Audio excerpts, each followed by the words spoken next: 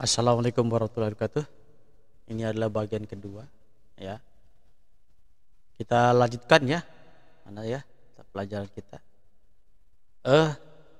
Selanjutnya adalah tadi mesin ya. Sebelumnya kita sudah bicara tentang money, ya, material, mesin. Sekarang metode. Metode ini adalah tata cara ya, yang bisa diambil digunakan dalam sebuah wirausaha. Ya. Nah, tentunya tata cara ini meliputi berbagai hal ya, entah tata cara pengambilan ide itu sendiri, ya, tata cara memproduksi, tata cara melakukan marketing, tata cara memperlakukan material di sini sehingga mutu material itu menjadi lebih baik. Ya, misalnya seperti tadi contoh, ya, sebelum bambunya itu digunakan diperlukan dulu mungkin bambunya harus dibersihkan dari binatang-binatang yang mungkin nanti merusak ya di dalamnya, mungkin ada telur-telur rayap dan lain sebagainya, atau bambu tersebut harus disinfektan dulu atau direndam dulu dengan air tertentu dan lain sebagainya. Kayu-kayu itu harus dilakukan sebuah metode tertentu sehingga material itu mendapatkan mutu yang terbaik. Begitu dengan cara kerja mesinnya sendiri, ya mungkin mesinnya nanti ini mesinnya kita buat lagi mesin yang lebih baik, yang cara kerja lebih tinggi, lebih optimal. Nah, itu kan masuk dalam metode cara kerja. Atau bagaimana metode kerja manusianya, bagaimana mengatur manusianya, mengatur SDM-nya, itu juga masuk dalam cara kerja. Bagaimana cara kerja dalam memasarkan, ya. Nah, ini jadi cara kerja ini sangat luas ya. Juga bagaimana metode dalam memproduksinya, ya, apakah dengan tangan langsung di bagian-bagian tertentu, ya, tidak dengan sablon untuk mendapatkan kualitas serta keinginan pasar misalnya ya. Jadi kalau untuk mengamplas, untuk membentuk dan lain sebagainya menggunakan mesin, tapi ketika dalam penggambaran ya pembentukan unsur budaya di dalamnya, maka di situ menggunakan manusia, keterampilan manusia. Itu berarti metode cara kerja ya. Dan yang terakhir adalah market ya. Market ini adalah pemasaran ya. Ini Bapak tambahkan aja di sini ya.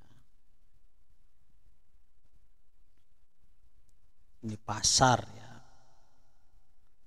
Pasar, cara memasarkan ya.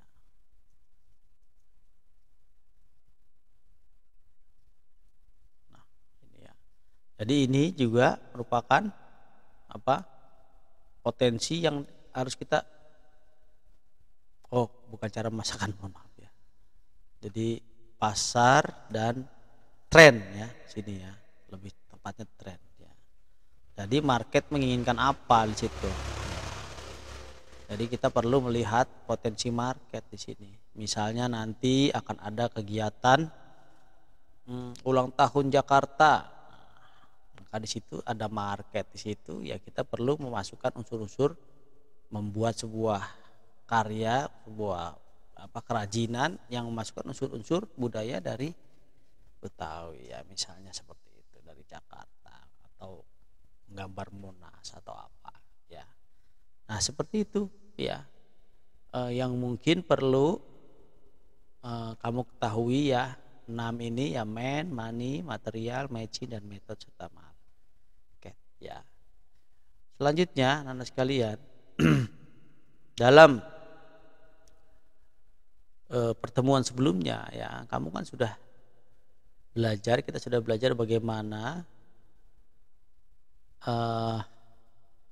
potensi budaya ya, khususnya budaya dan benda dapat menjadi inspirasi dari suatu usaha kerajinan.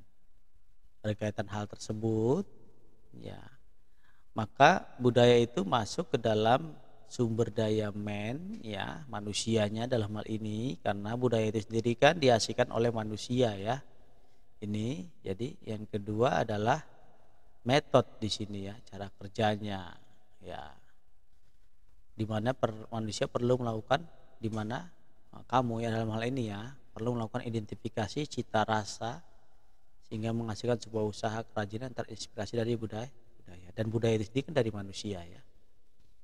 Untuk dapat mewujudkan hal tersebut maka dibutuhkan metode yang tepat dan terampil sehingga kualitas kerajinan yang dihasilkan dapat diminati oleh pasar.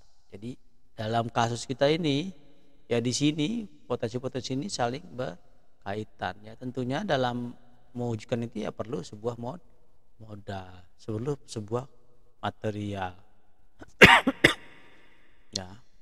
Dan untuk menguatkannya maka mungkin diperlukan mesin ya, alat-alat yang dapat digunakan untuk meningkatkan kualitas ya. Mesinnya ya mulai dari mesin-mesin sederhana ya seperti bor, gergaji putar ya gitu dan lain sebagainya ya.